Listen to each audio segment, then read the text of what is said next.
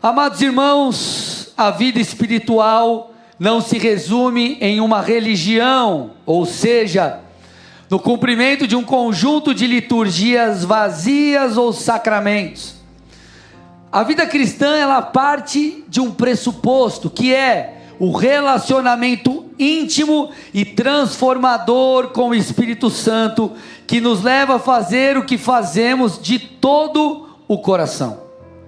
Então, seguir Jesus não é fruto de uma simpatia por alguém importante que há muitos anos atrás morreu numa cruz, mas é o resultado de uma fé genuína que fará com que a nossa vida como um todo seja impactada. Então, a vida com Deus é na verdade uma grande jornada onde nós conhecemos o Senhor, onde nós somos mudados para sempre, e por causa da graça de Cristo, nós recebemos vida eterna. A vida com Deus, ela faz com que tudo, exatamente tudo, todas as coisas se tornem diferentes em nosso interior, e nos impacta diretamente em nosso dia a dia. E isso, gente, realmente é incrível.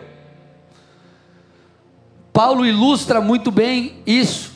Ele diz, Romanos 14:17, que o reino de Deus, ele não é comida nem bebida. É claro que aqui ele está no contexto dos irmãos fracos na fé, está falando sobre esse assunto, mas ele traz uma afirmação muito impactante. Ele diz, mas o reino de Deus é justiça, paz e alegria no Espírito Santo. Então esse reino que impacta a mim e a você, é um reino que nos conduz à justiça, um reino que gera em nosso interior paz e alegria por meio da ação do Espírito. Agora, esse texto ele não reflete apenas como o reino de Deus funciona, que antes, quando você estava no mundo, você não muito diferente de hoje, você também tem os seus problemas, mas lá atrás não havia paz. Mas agora em Cristo, apesar dos desafios, há paz.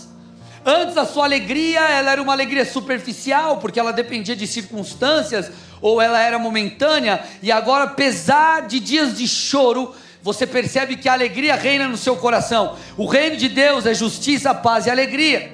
Então essa não é apenas uma verdade sobre como esse reino é demonstrado ou acontece dentro de nós.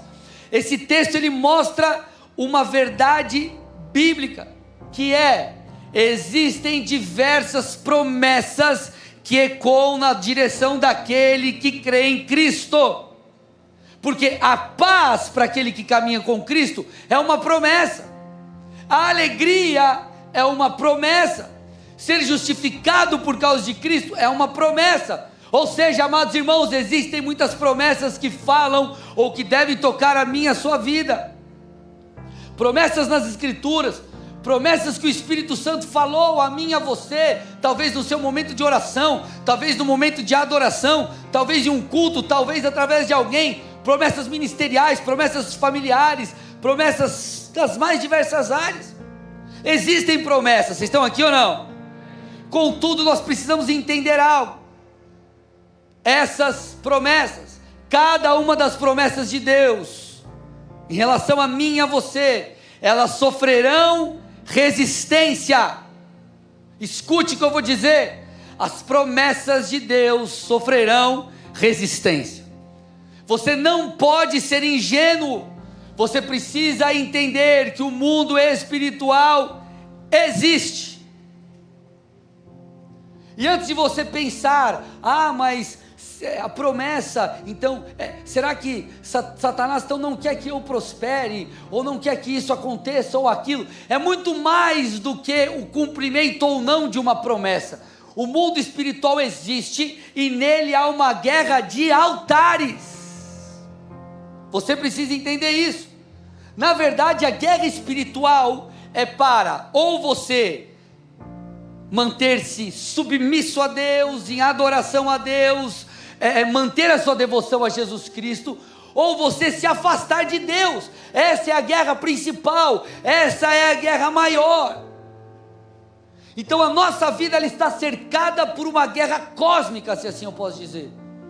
Enquanto o Senhor trabalha para que eu e você possamos chegar no fim da nossa jornada bem, completando a nossa carreira, combatendo esse combate, mas guardando a fé, Satanás vai fazer de tudo para que, por meio das mais diversas situações, frustrações e enganos, você possa terminar a sua vida distante de Deus.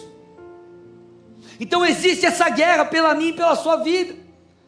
Contudo, ela não é uma guerra que está distante de nós, é uma guerra que acontece no mundo espiritual, e o que eu faço aqui não afeta, eu só sou na verdade levado por esse vento, ou quem está ganhando eu me inclino, quem estiver perdendo lá no mundo espiritual, eu deixo de me inclinar. Não! Na verdade, as nossas escolhas diárias, elas cooperam por isso, porque apesar de toda a guerra espiritual, apesar de toda a batalha pela minha e pela sua vida, as promessas de Deus, elas são condicionais. Então as escolhas minhas e suas diárias, nossas escolhas diárias, apontam na direção de Deus, na direção das promessas de Deus, na direção das Escrituras, ou apontam em direção à ideia do diabo para mim e para você. A guerra espiritual é uma guerra de altares. Pastor, eu não creio nisso. Irmão, não importa se você crê ou se você não crê, se eu creio ou se você não crê, é um fato. É um fato, ponto. É assim. Então nós temos que escolher o lado de Jesus, permanecer submisso à palavra, permanecer em obediência a Deus, para que possamos caminhar em direção àquilo que o Senhor tem, para que nós possamos ver o lado da boa, perfeita e agradável vontade de Deus se cumprir em nós. Então nós podemos estar do lado de Jesus ou estar do lado oposto. Agora, quem está do lado de Jesus? A Bíblia explica, João 1:12, todos quanto o receberam, ou seja, que creram em Jesus, que confessaram Cristo como Senhor de suas vidas, deu-lhes o poder de serem feitos filhos de Deus, a saber, aos que creem em seu nome. 1 João 3:9, todo aquele que é nascido de Deus, não vive na prática do pecado, porque nele permanece a semente divina, esse não pode viver pecando, porque é nascido de Deus. Então o que esses textos aqui, João em seu evangelho, aqui e João em sua primeira carta, o que esses textos comunicam a mim e a você? Todo aquele que crê que Jesus veio ao mundo, de fato, que Ele é o Filho de Deus, que Ele morreu em nosso lugar, que Ele nos salvou por causa de nossos pecados, todo aquele que se arrepende, que se rende a Jesus Cristo, todo esse é salvo, todo esse se torna filho de Deus. Filho de Deus não é todas as pessoas que existem no mundo, filho de Deus é aquele que crê, quem não crê é criatura de Deus, é alvo do amor de Deus, é alvo do favor de Deus em muitas coisas, mas filho de Deus é aquele que crê em Cristo. Então, como que você pula para o lado de Deus? Crendo em Jesus, se posicionando diante da palavra, se santificando. O fruto desse voltar-se para Deus agora é justamente não viver na prática do pecado, porque você confessou Jesus, você se arrependeu dos seus pecados. Então, esse é aquele que está do lado de Cristo. Agora, quem é aquele que está do outro lado? Quais são as características daqueles que estão do outro lado da guerra? 1 João, capítulo 3, versículo 6, olha lá as características. Vamos com a música mais para cima comigo aí, Rodrigão. 1 João 3, 6, todo aquele que vive, a parte B ali, todo aquele que vive pecando, não o viu, nem o conheceu. Versículo 8, aquele que pratica o pecado procede do diabo, porque o diabo vive pecando desde o princípio. Versículo 10, nisso são manifestos os filhos de Deus e os filhos do diabo. Todo aquele que não pratica a justiça não procede de Deus, e o mesmo vale para aquele que não ama o seu irmão. Então, enquanto de um lado nós vemos aqueles que estão com Cristo, eles se arrependeram dos seus pecados, eles confessaram Cristo como Senhor de suas vidas, e o que se manifesta no dia a dia, na prática diária, é o fruto do Espírito, é a obediência a Deus, é a santidade. Do outro lado, qual é a característica daquele que está distante de Deus? daquele que está do outro lado da guerra, daquele que está, querendo ou não, fazendo parte do outro lado, tendo como Senhor de suas vidas o diabo, aquele que não se sujeita a Deus, aquele que não creu em Jesus. Sabe o que isso me mostra, meu irmão e minha irmã? Que não existe ponto neutro espiritualmente. Salvo filho de Deus é aquele que crê em Cristo. E aquele que crê em Cristo, a partir do momento que creu em Cristo, o Espírito de Deus habita dentro de si. E o Espírito de Deus que habita dentro dessa pessoa convence essa pessoa agora salva do pecado, da justiça e do juízo. Não apenas a confissão inicial de reconhecer os seus pecados, mas essa mudança ela é gradual, ela é progressiva, ela acontece no dia a dia do crente. Agora, do outro lado, aqueles que não creram em Cristo, não têm o Espírito Santo dentro de si, as obras serão de fato obras daqueles que estão distantes de Jesus, porque não é uma questão de esforço pessoal, não é uma questão de você falar, nossa, mas eu quero fazer bem para o próximo. Não, são obras que demandam o fruto do Espírito, são obras que vêm do Espírito. Então, o nosso coração, se ele está inclinado para Cristo, se nós cremos em Cristo, nós estamos posicionados nele, se não, nós estamos do outro lado. Essa é uma verdade que nem todo mundo gosta de pregar, e muito menos as pessoas gostam de ouvir, porque as nossas práticas, elas estão ligadas àquilo que nós cremos, àquilo que nós acreditamos, àquilo que nós tomamos para nós. Então, se eu creio em Cristo, Cristo é importante para mim, a Bíblia é a verdade, eu me submeto à Bíblia. Se eu não acredito em Jesus, se eu acho que isso aqui é algo retrógrado, não vale, a minha inclinação ela será contrária. Então as nossas obras, elas estão diretamente ligadas com aquilo que cremos ou deixamos de crer. Então o que eu estou tentando falar para vocês aqui? O mundo espiritual existe. E a ideia de Satanás é fazer com que nós nos afastemos dessa verdade, como eu disse no início. A verdade da palavra, a verdade do reino dos céus, a verdade da integridade, da santidade, a verdade de você ir na contramão do mundo, de você se submeter a Cristo. Satanás quer que você se incline para aquilo que seu coração acha bom, que você faça aquilo que dá na telha. Por quê? Porque Satanás sabe que se as nossas escolhas forem contrárias àquilo que Deus tem, nós não viveremos as promessas, ponto. Porque as promessas de Deus, sejam elas, como eu já disse no início e repito, pela sua família, pelo seu negócio, sua vida espiritual, seu ministério, promessas de salvação, promessas das mais diversas descritas na palavra, elas serão cumpridas e as viveremos se nos posicionarmos. Então Satanás, ele é o grande opositor.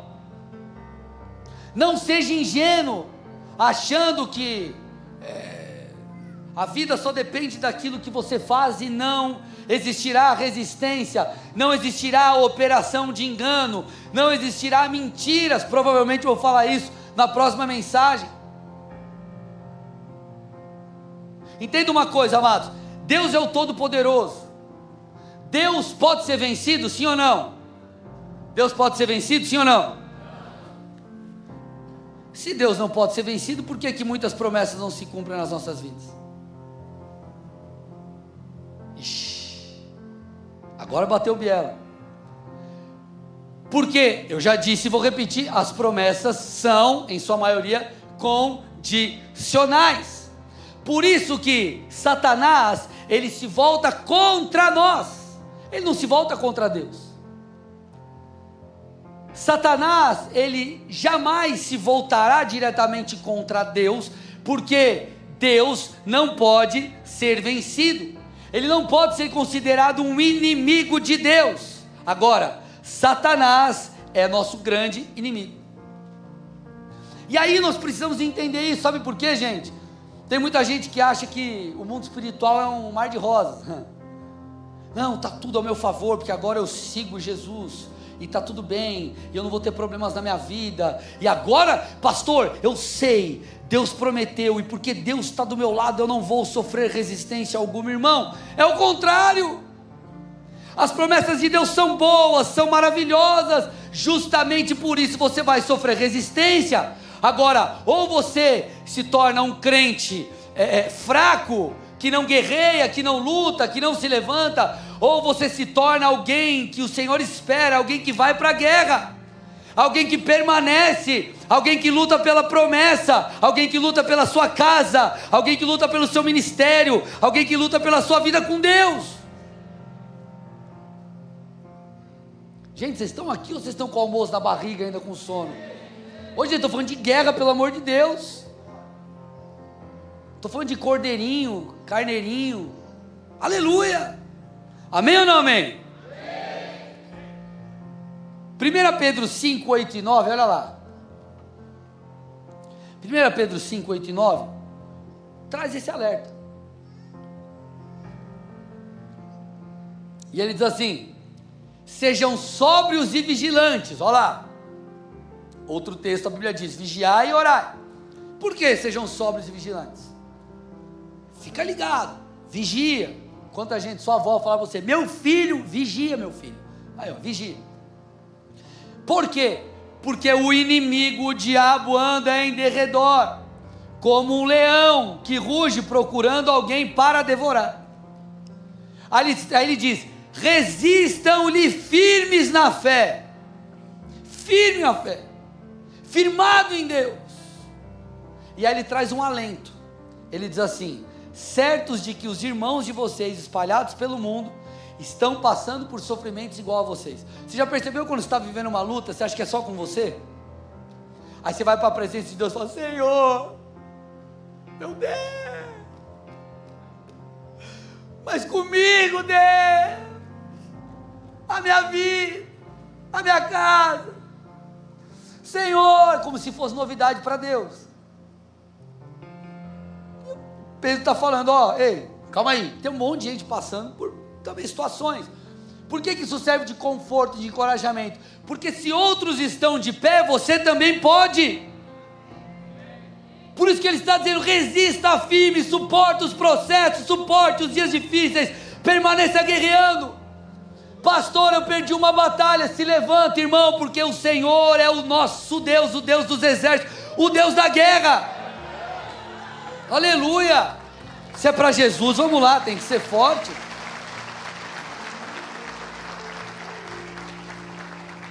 Então o intuito de Satanás nessa guerra é que eu e você venhamos a dar respostas erradas, venhamos agir contrário à palavra, venhamos desanimar. E nessa noite o meu objetivo é te ajudar a compreender princípios que vão te ajudar a vencer essa guerra.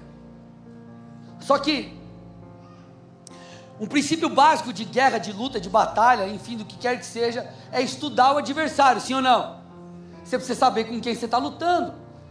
Isso é em qualquer situação, guerra, qualquer esporte. Não, como que é o outro time? Como que é o adversário? Quais são os pontos fortes? Contra quem você está lutando? Então, como Satanás age? Contra o que estamos lutando? Quais são especificamente as coisas que nós precisamos prestar atenção? Gente, nós lutamos basicamente contra 3 coisas. Primeira delas, a tentação, a nossa carne, a nossa natureza pecaminosa. Essa é a primeira coisa contra a qual nós lutamos.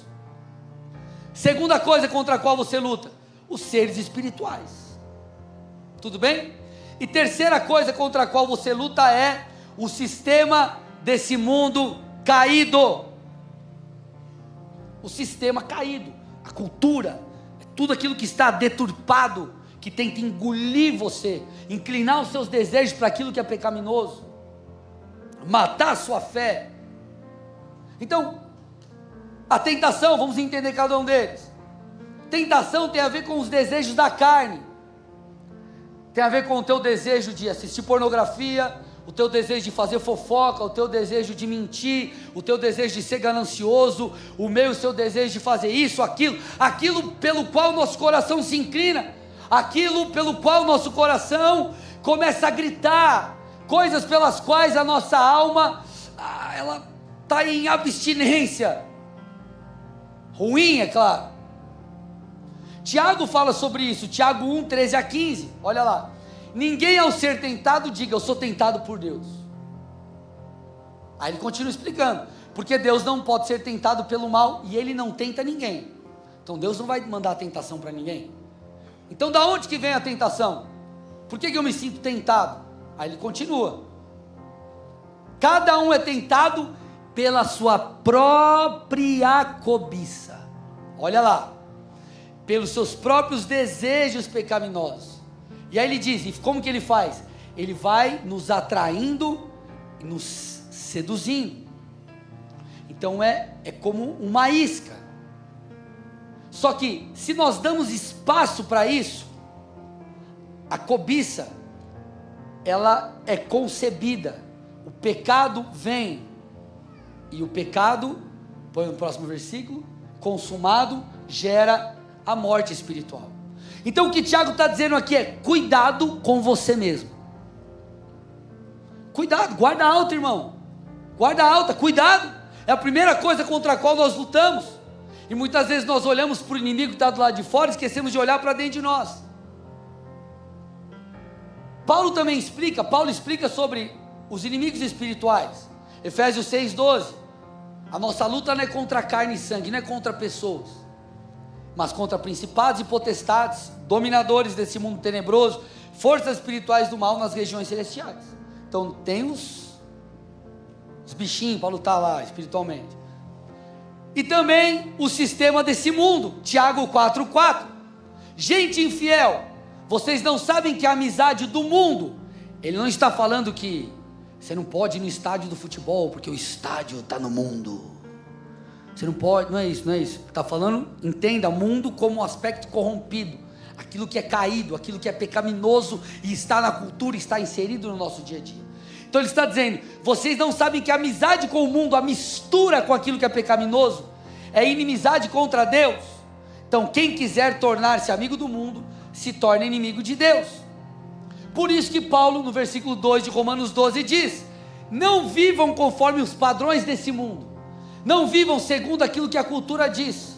Hoje não tem problema, você está casado e você tem outra mulher, ou você nem é casado, você só mora junto, ou você está namorando, você vai para a cama, ou você só fuma um negocinho que está liberado, está tudo certo, ou você mente, está tudo bem, não é para prejudicar ninguém, e por aí vai. Ele está dizendo, não viva dessa forma,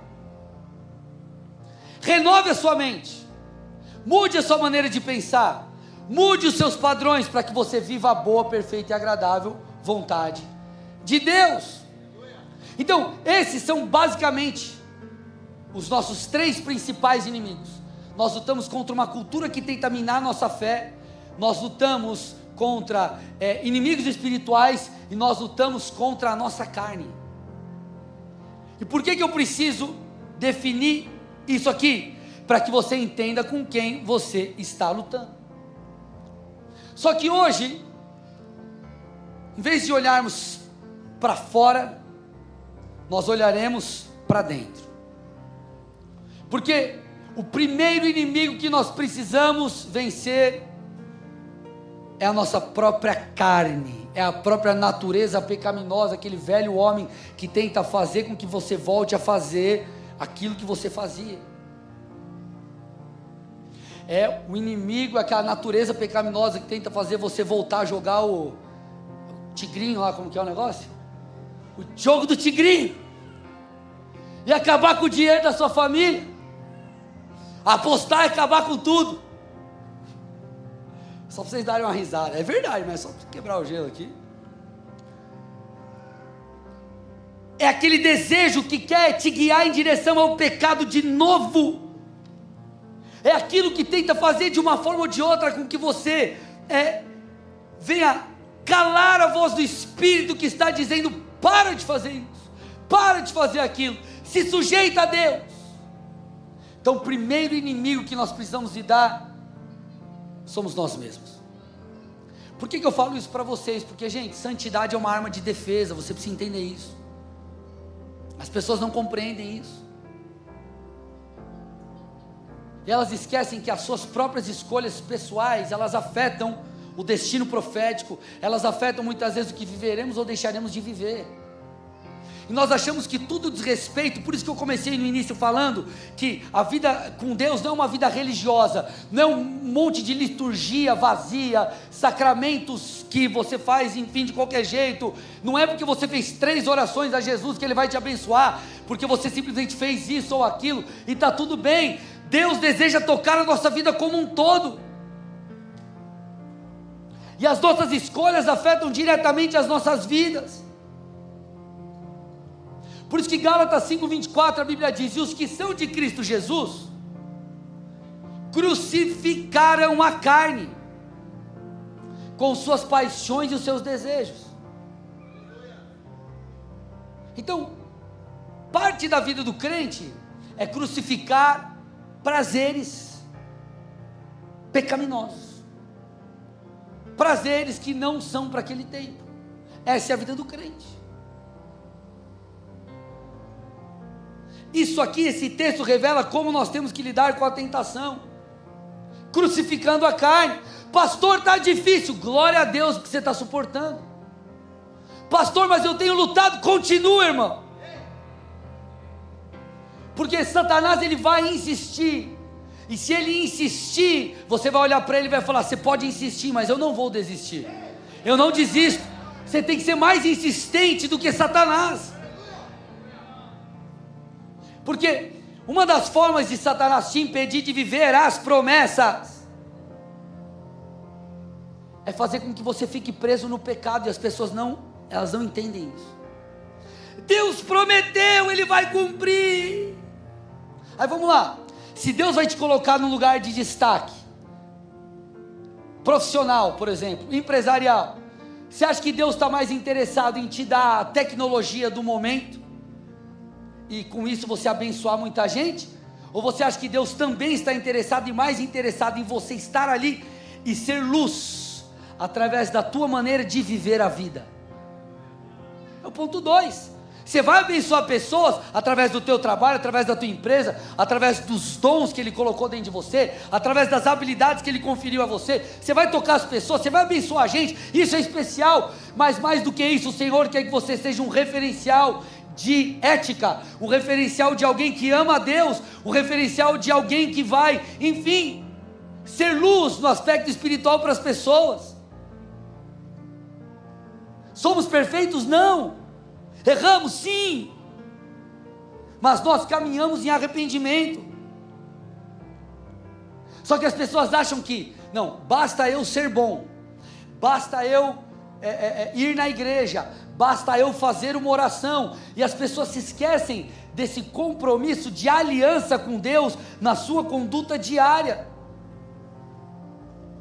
porque a falta de compromisso com Deus, ela, para você entender um paralelo, é como se abrisse uma porta, irmão, e nessa porta Satanás ele entra e sai. É o ladrão que tem acesso agora à sua casa. Olha o que a Bíblia diz, Gálatas 6, 7, 8, capítulo 6, versículo 7 e 8, não se enganem, de Deus não se zomba, aquilo que a pessoa semear, isso também colherá.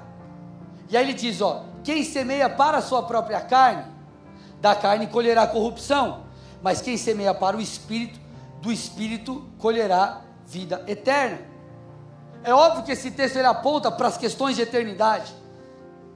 Então, se a minha vida está inclinada para as coisas da carne, eu vou colher corrupção, eu vou colher a morte eterna. E se minha vida está inclinada para as coisas de Deus, eu caminho em direção a Ele, me esforço, caminho em obediência, enfim, claro, não sou salvo por obras, mas as minhas obras revelam a minha fé, então eu vou colher a vida eterna. Contudo, esse princípio também é válido e comunica sobre a nossa colheita aqui e agora. Porque se o Senhor é o Senhor da minha vida e deseja cumprir promessas, isso quer dizer que eu devo permanecer alinhado com Ele, conectado com Ele.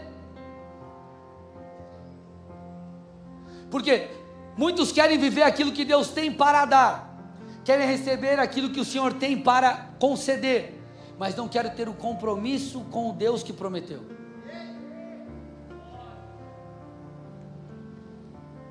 Quantos aqui já não ouviram alguém dizer ou leram em posts na rede social: siga o seu coração? Isso parece lindo, parece uma frase bonita. Agora a pergunta que você precisa fazer é: o que meu coração está dizendo? Porque se teu coração está dizendo: obedeça a Deus, crucifica a carne, fica firme em Jesus, segue isso aí mesmo, está tudo certo. É o Espírito de Deus que renovou a tua consciência, o teu entendimento, está gritando em seu interior. Agora, e se seu coração diz: abandona sua família? E se seu coração diz: assista pornografia? E se seu coração diz: minta? Você vai seguir o seu coração? Só que hoje, coisas ruins são trazidas de uma embalagem de coisas boas. Siga o seu coração. Seja livre para ser quem você quer. Sabe o que a Bíblia diz? Você foi liberto por Cristo. Não faça uso da sua liberdade para voltar para o pecado e estar preso novamente. Então a minha liberdade em Cristo, na verdade, ela deve me conduzir a uma gratidão e me voltar a Deus. Porque a minha, a tua escolha aqui hoje vai ecoar aqui em nós. Pastor, mas eu traí a minha esposa, eu caí em pornografia, eu roubei, eu destruí a minha vida financeira em aposta, eu fiz um monte de coisa. Pastor, está difícil. Irmão, posso te dizer uma verdade? Vai ser difícil. Essa é a verdade. Sabe por quê? Porque isso é fruto do pecado. O pecado traz dor, o pecado traz consequência. Agora, se você se arrepender de verdade, a misericórdia de Deus vai se estender sobre você, e o Senhor vai trazer auxílio para que você se levante. Por mais difícil que seja, a graça de Deus vai se estender sobre você, te fortalecer, te dar auxílio para que você reconstrua suas finanças, reconstrua sua casa, reconstrua sua vida, seu ministério. Só que nós precisamos falar a verdade, irmãos. O que semeia injustiça colhe desgraça, diz Provérbios 22:8. Essa é uma verdade, e as pessoas não gostam de ouvir. Nós queremos ouvir: faz o que você quer e seja abençoado, segue a vida do jeito que você quer, que vai dar tudo certo. Desculpe, pecado tem consequência, irmãos, é a verdade, gente. Pelo amor de Deus. Então, não siga o seu coração, siga a palavra, siga a voz do Espírito. Pastor, está difícil, eu caí, se levanta. Pastor, eu não consegui, agora eu quero voltar. Hoje é o dia. A santidade, ela protege você. Pastor, mas parece difícil. A graça de Deus está sobre ti, o Espírito de Deus habita em seu interior. Nós precisamos entender que a Bíblia, ela aponta desde o Antigo Testamento, traz uma relação entre bênçãos e obediência, gente. Deus, ele não é o gênio da lâmpada mágica que você raspa lá, fala: Deus, seguinte, eu raspei, cumpri o protocolo, cumpri a liturgia, fiz o que tinha que ser feito, agora me abençoa. Provérbios 28:1. Se vocês ouvirem atentamente a voz do Senhor, teu Deus, tendo cuidado de guardar todos os seus mandamentos que hoje lhes ordeno, o seu Deus exaltará vocês sobre todas as nações da terra. Então o que ele está dizendo? Permaneça em Deus, assim você colherá dos frutos da obediência. Pastor, mostra uma palavra para mim aí no Novo Testamento, que você citou o Antigo. Mostra. Mateus 6,33. Busque em primeiro lugar o reino e a sua justiça, e todas essas coisas lhe serão acrescentadas. Se você voltar ao versículo, ele está falando de sustento, de provisão, de auxílio. Então, você quer viver aquilo que Deus tem? Busque em primeiro lugar o reino. Ali nós veremos o compromisso de Deus. Pastor, mas Deus não é amor? Deus é amor, claro que é, Ele te ama. Só que quando você estiver afundado no pecado, Ele vai até você, Ele te ama.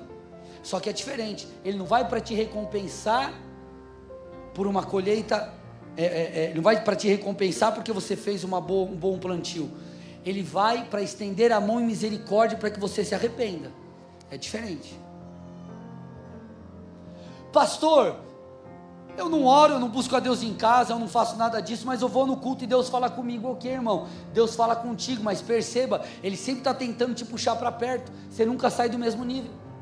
Então Deus está todo culto, filho se aproxima, filho se aproxima, filho se aproxima, filho se aproxima, filho se volta para mim, e você está achando que essa é a super experiência espiritual. Deus queria estar falando outras coisas para você.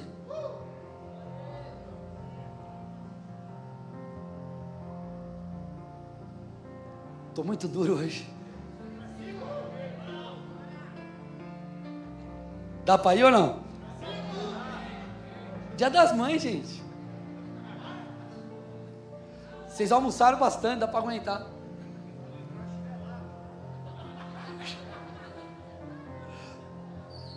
Você está entendendo? E aí, você não se posiciona em Deus, você fica vulnerável, irmão. Você não vive o melhor de Deus, você não tem experiências com Deus. Cara, você não vive as promessas.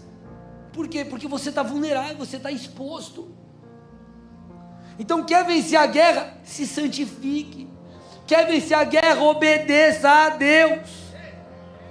Você vai ver em vários momentos no Antigo Testamento, por exemplo, várias guerras, batalhas que foram vencidas, e as coisas das mais estranhas. O povo dá lá um monte de volta ao redor de Jericó, cai a muralha, tudo bem, mas você vai ver antes, o povo se comprometendo com Deus, e o povo que está comprometido com Deus, o Senhor traz a vitória. Então, não basta nós olharmos os milagres, nós temos que olhar o que está por detrás. Então, obedeça a Deus. Como que o favor de Deus, como que esse novo nível em Deus virá sobre nós? Como nós venceremos a guerra, se nós não abandonamos aquilo que precisamos abandonar? Como nosso casamento será restaurado, se nós não submetemos a Deus? Como nós queremos que o Senhor nos reconstrua, se nós estamos distantes? Como nós venceremos a batalha espiritual, se nós estamos com a nossa armadura quebrada? Porque escute, irmãos, deixa eu falar uma coisa para você. A batalha espiritual, ela existe. E aqui eu não vim para pregar, para falar, anota aí a lista do demônio, demônio X, é esse demônio. Não é isso não, irmão. Eu quero que você não seja ingênuo espiritualmente falando, achando que você não vai sofrer resistência. Então Paulo, explicando isso para a igreja de Éfeso, ele faz um paralelo, ele tenta mostrar, gente, se liga, há uma batalha espiritual, uma guerra pela sua vida, há uma guerra pela vontade de Deus, e eu vou tentar te explicar como você tem que se posicionar. E aí o povo estava acostumado com os romanos, com os soldados, com aquelas armaduras. Então Paulo explica isso, Efésios 6, 12 a 17. Então ele começa dizendo, a nossa luta não é contra carne e sangue, mas contra principados, potestades, dominadores desse mundo tenebroso, contra as forças espirituais do mal nas regiões celestiais. E aí ele começa a explicar simbolicamente, claro, isso ecoa espiritualmente, mas ele está tentando ilustrar para as pessoas, e ele diz assim, peguem toda a armadura de Deus, para que vocês possam resistir o dia mal. Então ele está dizendo assim, você precisa entender princípios, coisas que você precisa fazer, para que você resista à guerra, para que você vença a guerra, para que você permaneça inabalável.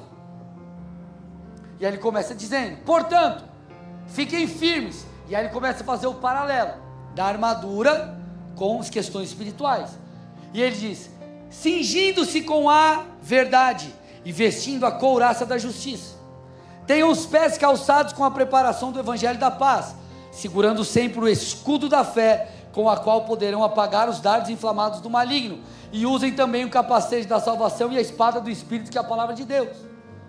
Deus não está falando que você tem que sair daqui e comprar uma armadura, que eu vou vender lá na lojinha, e você sair daqui com a armadura. ele está falando de princípios espirituais, ele está falando usando uma analogia para explicar.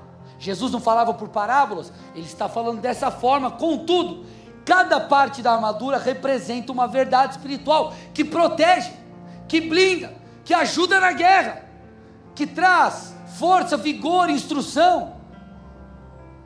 Então, uma delas é o que eu quero falar hoje. Ele fala sobre usarmos a couraça da justiça.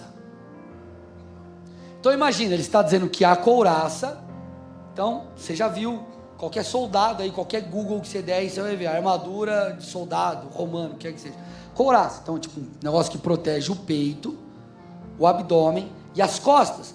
Então você está protegido aqui, protege os órgãos vitais, tudo bem? Presta atenção, isso aqui é o cerne da mensagem. Órgãos vitais, protege, couraça. E ele está dizendo espiritualmente, a couraça, o que protege os órgãos vitais, porque você pode levar uma espadada no braço, irmão, mas se furar aqui teu coração, acabou. Então o que protege os órgãos vitais é a justiça. Estou entendendo, pastor. Então é a couraça da justiça. Essa justiça, ela toca duas coisas, ela fala de duas coisas. Primeiro, a justiça que nós temos em Cristo.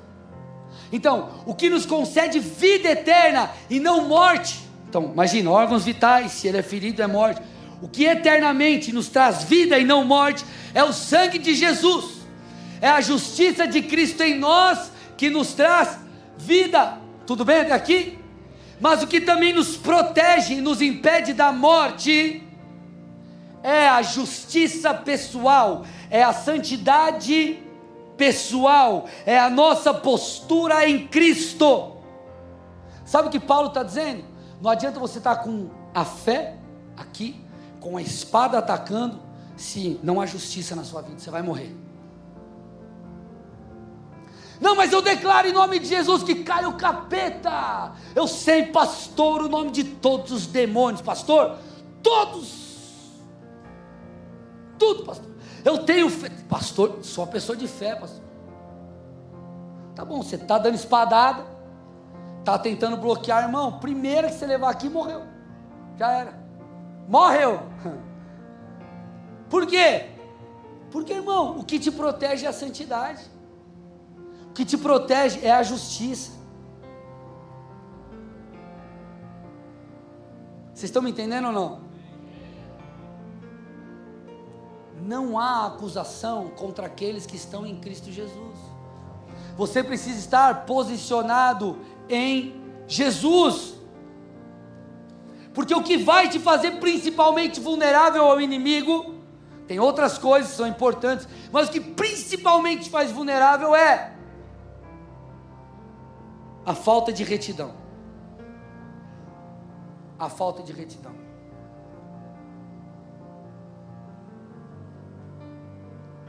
Então a santidade é uma das armas de defesa nessa guerra, irmão. Eu não estou negligenciando outras coisas, o que eu estou dizendo é que às vezes nós trocamos, nós fazemos propósito, jejum de 50 dias, só na água, não faz isso, estou só dando um exemplo, tá? Jejum de, enfim, você faz um monte de coisa, e está tudo certo, está tudo beleza, está tudo ok.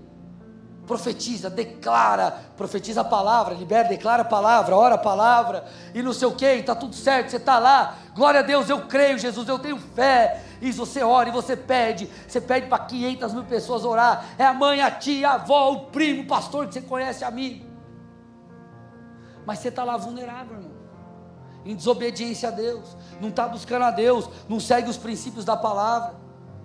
Tiago diz, aquele que ouve, põe aí para mim, Tiago 1:22, aquele que ouve a palavra, mas não pratica, ele se engana, irmão. Posso fazer um paralelo para você entender? Aí o cara fala, estou firmão na academia, 7 vezes na semana, corro 2 horas, malho mais 1h30, chegou em casa, irmão, faz aí, mulher, 5 frango frito no óleo, 3 3 porções de batata frita, 3 pacotes de traquinas antes de dormir. E quando acorda, você faz um ovo com bacon. Não é ovo com bacon, é bacon com ovo. Estou exagerando, mas para você entender o quê? Irmão, tem que ter concordância. Se você melhorar a tua saúde, tem que fazer exercício físico e melhorar a alimentação, sim ou não? O que eu estou tentando te dizer? É óbvio. Você chega lá e fala, estou querendo contratar um personal. Aí tem lá na academia, você tem um personal que você olha e fala, ô mano, esse cara é forte, acho que o cara sabe o que está fazendo. Aí você vê o outro que... Você está entendendo o que eu estou dizendo, né? Em vez de ser um quadradinho, é um... Você vai contratar quem? Quem, irmão? O quadradinho ou o redondinho? Estou falando de personal, quadradinho ou redondinho? O que for mais barato, pastor? Não.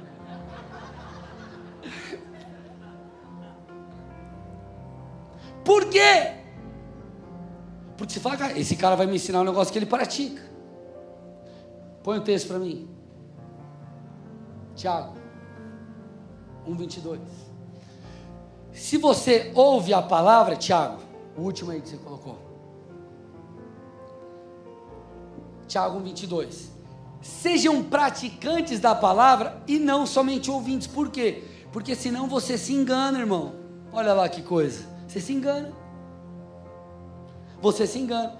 Então o que te protege principalmente na guerra é a sua obediência a Deus. É a sua submissão a Jesus Cristo. Porque Deus tem compromisso com a sua palavra. Deus tem compromisso com aquilo que Ele diz. E estar debaixo, guardado pelo Senhor, envolve a minha, a sua postura.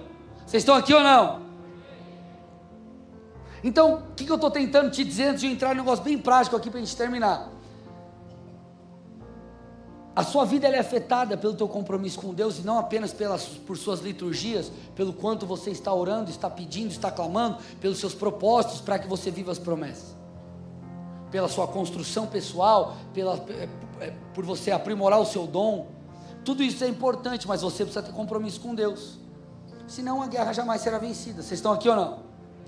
Agora, pastor, como que eu lido então com a minha carne? Que já o papo hoje é vencer a mim mesmo, lidar com a minha carne. Primeiro ponto aqui, prático: arrependa-se. Escute, não adianta eu te dar qualquer fórmula aqui, prática, sem você se arrepender. Eu posso listar aqui para você 15 práticas importantes para lidar com a carne. Sem arrependimento não vai mudar nada. Porque se você não se arrepender, você não vai conseguir vencer a guerra. Como que alguém se arrepende de um prazer que teve? Pensa sobre isso. Como que alguém pode se arrepender de um prazer que teve? Pastor, eu fui no rolê, usei um negócio e fiz mal para ninguém. Achei mó massa. Pastor, eu fui lá e fui com a minha namorada para a cama e massa, legal pra caramba e tal. Como que você se arrepende de algo que você diz, cara, foi bom para mim? Você se arrepende porque a tua mente foi renovada e você entendeu que há algo muito mais prazeroso, tem algo muito melhor, que é a presença de Deus na sua vida. Você só luta contra prazeres que são pecaminosos. É um prazer? Por quê? Porque você foi mudado, e você foi mudado porque você se arrependeu, porque Deus falou contigo. Para você mudar, você precisa querer lutar, você precisa querer se santificar, e isso só é possível com arrependimento. Só acontece quando você cai em si, e isso é obra do Espírito Santo. Então, não tem como você pular para o lado de Deus na guerra, se você quer ficar do lado do diabo, irmão. Eu quero Deus, mas eu também gosto, eu Eu vou lá, às vezes o diabo faz uma pizza boa para eu comer lá, ó, é bom pra caramba, né? Pô, é mó massa, mó legal. Não adianta. Então arrependimento é o ponto principal. Arrependeu? Se arrependeu? Ok, mudou o jogo. Você está do lado de cá, a coisa está diferente. Você está do lado daquele que venceu a guerra e vai vencer a guerra. Agora, pastor, depois que eu me arrependo, o que eu faço? Irmão, se aproxime constantemente de Deus. Ó, escute. Gálatas 5 fala sobre obras da carne e fruto do Espírito. Fala sobre obras do quê? Da carne e fruto do... A Bíblia diz que se eu me inclino para as coisas da carne, o resultado vai ser as obras da carne. Se eu me inclino para as coisas espirituais, para as coisas do Espírito, eu manifestarei o fruto do Espírito. O que eu estou tentando te dizer? Sabe quem vai vencer? Quem você alimentar mais. Se você dá comida para a sua carne, você vai se inclinar para o pecado. Se você se enche das coisas de Deus, você vai ser santificado, irmão. Primeira pergunta que você precisa fazer a si mesmo, quando o seu coração começar a se inclinar para as coisas da carne. Não estou falando de uma tentação específica, mas você já começou a se inclinar mesmo. Avalie as suas práticas espirituais. Certamente você vai perceber, parou de ir para o culto, parou de ler a Bíblia, parou de orar, parou de ir na igreja, parou de congregar. São sempre as mesmas coisas. Só muda a cidade, o número de CPF da pessoa, mas é sempre a mesma coisa. Por quê? Porque se você estiver próximo de Deus, em comunhão com o Espírito, ouvindo e obedecendo, Gálatas 5, 22, 23 será uma verdade na sua vida. O fruto do Espírito é amor, alegria, paz, longanimidade, benignidade, bondade, fidelidade, mansidão e domínio próprio. O fruto do Espírito está atrelado a permanecer em Cristo. O que Jesus falou? Aquele que permanece em mim, eu permaneço nele. Esse frutifica, porque sem Deus você não pode fazer nada. Então, se você permanecer voltado para as coisas da carne, irmão, o que você acha que vai acontecer? Se você continuar assistindo aquele filme, aquela série que você sabe que está te fazendo mal, se você continuar ouvindo aquilo que você sabe que você não pode ouvir, é fato que você vai errar. Por quê? Porque você está inclinado para essas coisas.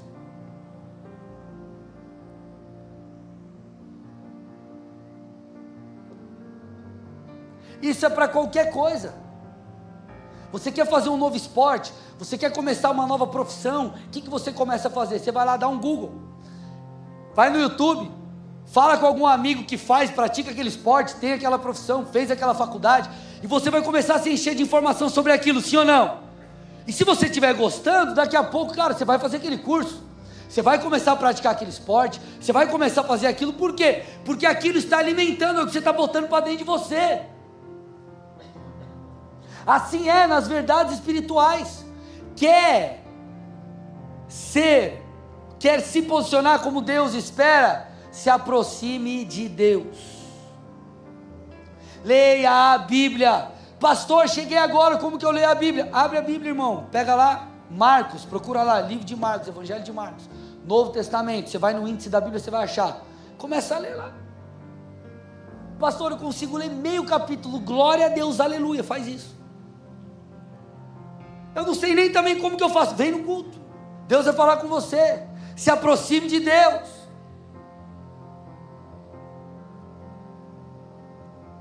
Alimente aquilo que você quer que cresça, e deixe morrer de fome aquilo que precisa perder espaço dentro de você, irmão. Não dá alimento para a carne, não. É sempre a mesma história, é sempre a mesma história. Outro ponto, estamos caminhando para o final aqui. Se aproxime de pessoas que podem te ajudar. Jesus, ele enviou os 12 de 2 em 2, está lá em Marcos 6, versículo 7. Por quê? Porque, irmão, se um cair, o outro levanta. Se um ficar com minhoca na cabeça, o outro ajuda. 2 em 2.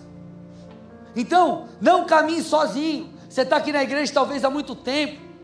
Talvez você nunca foi para uma célula, no final do culto a galera vai estar ali no boas-vindas, procura uma célula, troca ideia com o irmão do lado, sai daqui e falou, você vai pagar uma pizza para mim hoje, estou brincando, né?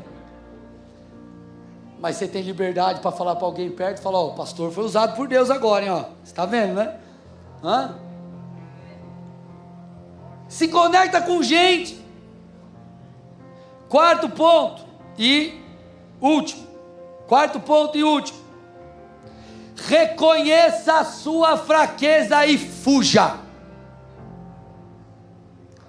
Reconheça a sua fraqueza e fuja. Sabe uma coisa que eu sei? Que eu não sou um super espiritual homem, meu Deus, impecável, né? Não sei nem se existe essa palavra, não passível de cometer erro. Irmão, eu fico com a guarda alta, clamando por misericórdia para Jesus me ajudar.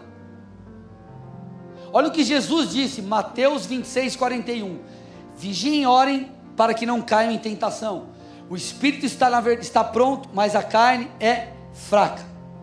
É óbvio que Jesus nunca pecou, mas ele reconhece a fraqueza humana. Ah, pastor, é por isso que eu erro sempre. Ó, Jesus falou que a carne é fraca, então vou ficar errando. Pelo amor de Deus, irmão, não é isso. Na verdade, Jesus está dando um escape. Ele está dizendo, então vigie, ore, reconheça que você pode errar. Fica ligado, filho. Fica ligado. O diabo não vai vir com um chifre pegando fogo, com a voz estranha, falando, eu vim pegar você, vou te levar para o inferno. Ele vai aparecer de várias formas, parecendo como algo bom. Vem naquela conversa sutil, vem naquela sugestão que parece que está tudo bem. Pastor, como eu lido com a minha carne? 2 Coríntios 12, 9 e 10. Então ele me disse, o Senhor falando a Paulo, a minha graça é o que basta para você, porque o poder de Deus se aperfeiçoa na fraqueza. Então Paulo diz, de boa vontade então eu vou me gloriar, eu vou me alegrar nas fraquezas, porque dessa forma o poder de Cristo vai repousar em mim. Eu sinto prazer nas fraquezas, nos insultos, nas provações, nas perseguições, nas angústias, por amor de Cristo, porque quando sou fraco, então é que sou forte. Então ele está dizendo, está difícil, se volte para Deus, Ele te dará força, Ele te dará graça. Agora, você tem que fazer a sua parte, você tem que se voltar para Deus, você tem que fugir. Você lembra José? A mulher do senhor dele quis ter um caso com ele, ele sai correndo, larga as roupas dele lá. José não ficou, pois é, e a mulher está lá querendo agarrar ele, pois é, dá licença, eu não quero, eu não estou afim. Irmão, ele deu linha na pipa, ele vazou, porque ele falou, se eu ficar aqui, vai dar ruim. Se você ficar nessa roda de conversa que você não tem que ficar, se você ficar andando com a galera que você sabe que você tem que parar de andar agora, se você ficar assistindo que você sabe que não tem que assistir, se você ficar isso, aquilo, outro, foge, irmão, foge.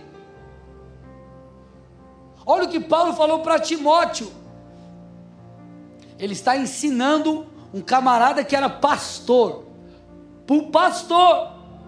2 Timóteo 2:22, fuja das paixões da mocidade. Ei, não existe super crente não, irmão. Foge. O erro de muitos é não ser radical com aquilo que nos tira da presença de Deus. O que Jesus disse? Mateus 18:9, estou terminando. Se um dos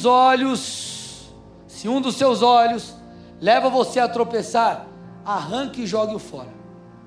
Óbvio, ele não está falando para você fazer isso fisicamente, ele está fazendo uma analogia, falando de uma forma figurada, melhor dizendo. Ele está dizendo, seja radical com o pecado, corta pela raiz aquilo que te tira da presença de Deus. E ele continua, pois é melhor você entrar na vida com um só dos olhos, do que tendo dois ser lançado no inferno.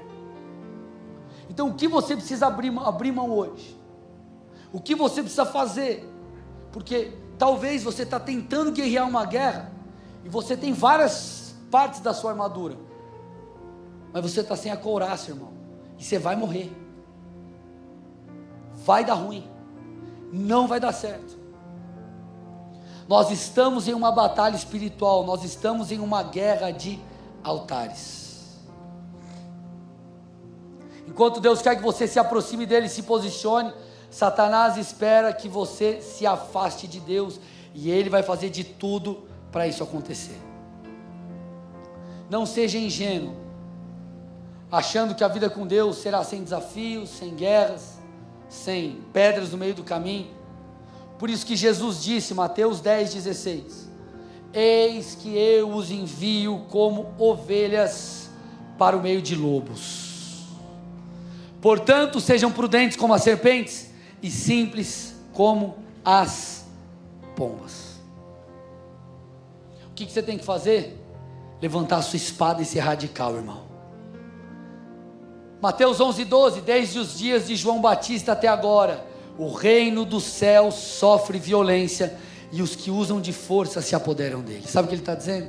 Você tem que lutar pelas promessas, você tem que lutar pela vontade de Deus na sua vida, você tem que lutar pela sua santidade, você tem que lutar pela sua chamada, você tem que lutar pelo seu ministério, você tem que lutar pela sua família, você tem que lutar para você vencer a carne, você tem que lutar para andar em santidade. Você precisa se levantar.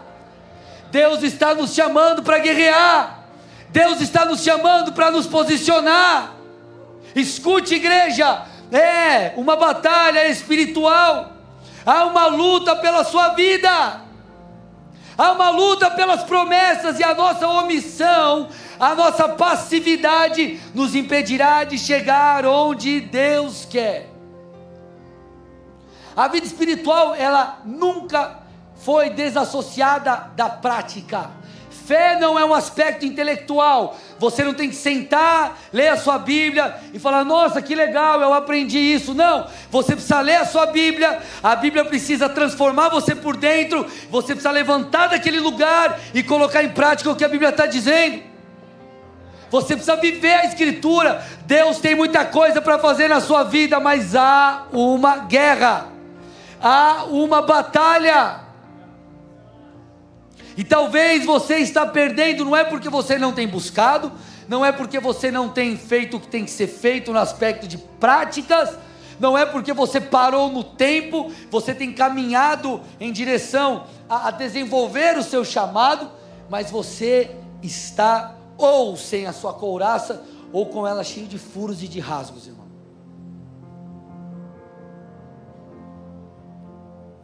E a justiça é a nossa couraça, é o que protege os nossos órgãos vitais, é o que nos dará principalmente êxito na guerra. Lembre-se, nós temos falei sobre isso, se eu não me engano, na última mensagem. Deus está nos chamando à maturidade, e a maturidade cristã diz respeito a não vivermos uma vida religiosa, mas um relacionamento com Jesus.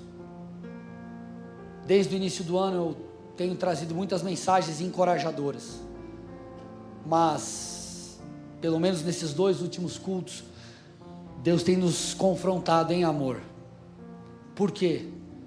Porque Ele espera de nós um posicionamento. Eu costumo dizer, e termino com isso, a vida com Deus, o chamado ao arrependimento para seguir a Jesus, não um chamado de bênçãos. Bênçãos são uma consequência, é um chamado de aliança. Escute o que eu estou dizendo, eu termino com isso. Se eu chegasse para você e falasse assim: você quer que Jesus abençoe sua vida financeira? Quem quer que Jesus abençoe sua vida emocional? Quem quer que Jesus abençoe seu casamento? Quem quer isso? Quem quer aquilo? Quem quer dinheiro? Aviãozinho? É o pastor Silvio Santos. Agora, Quem quer carregar a cruz? Quem quer seguir a Cristo de verdade? Quem quer abandonar o que a Bíblia diz que precisa ser abandonado para seguir a Cristo de verdade? Essa é a realidade do Evangelho. Agora, nós não fazemos isso porque nós somos fundamentalistas, retrógrados, quadrados. Nós fazemos isso porque nós entendemos que essa é uma resposta, é um ato de amor por aquele que nos amou primeiro. Nós entendemos que a nossa obediência é uma forma de amar a Deus. Então escute, Deus está nos chamando a viver um evangelho de verdade. O Senhor, Ele é um pai, Ele é teu pastor, da mesma forma que um pastor cuida da ovelha, Ele vai cuidar de nós, ou seja, Ele vai trazer provisão, Ele vai trazer auxílio, Ele é seu Deus, o Todo-Poderoso, Ele vai cuidar de você. Só que Ele pede só o seguinte: busque em primeiro lugar o reino de Deus e a sua justiça, o resto vai ser acrescentado. Será que nós queremos as consequências, ou melhor, as bênçãos? Ou será que nós queremos a cruz? Não, pastor, eu quero os benefícios da ressurreição, mas antes da ressurreição tem que ir para a cruz, para você poder morrer para ressuscitar. Vocês estão aqui comigo ou não? Que nós possamos ver um evangelho de verdade, amados. Que nós possamos sondar as nossas vidas e entender: Jesus, o que mais eu posso entregar? O que mais eu preciso depositar diante do teu altar? Não porque isso é algo fruto de uma religião, não porque é um conjunto de regras chatas que eu tenho que obedecer. Não, Senhor, eu entendi que essa é uma forma de te amar. Senhor, eu entendi que isso me protege. Senhor, eu sei que isso me blinda. Eu entendi que isso guarda o meu coração e me protege na guerra. Eu entendi que a santidade é como uma couraça que me protege e me faz permanecer fiel diante de Deus e caminhando em direção às promessas. Vocês estão aqui ou não? Feche seus olhos, curva sua cabeça em nome de Jesus.